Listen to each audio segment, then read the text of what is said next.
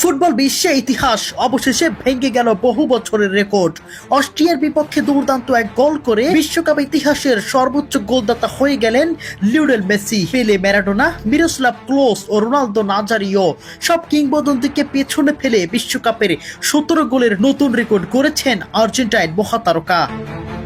বিশ্বকাপের মঞ্চে আবারও ইতিহাস সৃষ্টি করলেন মেসি। অস্ট্রিয়ার বিপক্ষে ম্যাচে বাম পায়ের জোরালো শটে গোল করে তিনি বিশ্বকাপ ইতিহাসে সর্বাধিক গোলের নতুন রেকর্ড গড়েন। এই গোলের মাধ্যমে মেসি বিশ্বকাপের গোল সংখ্যা দাঁড়ায় 17তে, যা তাকে নিয়ে গেছে সবার উপরে।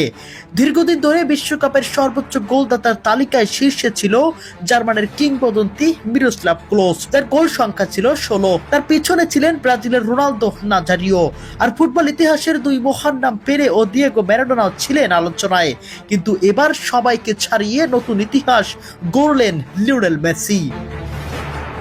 ম্যাচের গুরুত্বপূর্ণ মুহূর্তে বল পেয়ে নিজের স্বভাবসুলভ দক্ষতায় ডিফেন্ডারদের ফাঁকি দেন তিনি।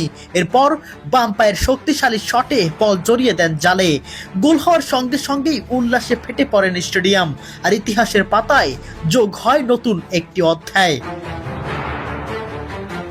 বিশ্বকাপে একের পর এক রেকর্ড নিজের নামে করে নেওয়া মেসি এবার যোগ করলেন আরো একটি অবিশ্বাস্য অর্জন। ফুটবল প্রেমীদের কাছে এটি শুধু একটি গোল নয়, বরং একটি ঐতিহাসিক মুহূর্ত, যা বহু বছর ধরে স্মরণীয় হয়ে থাকবে।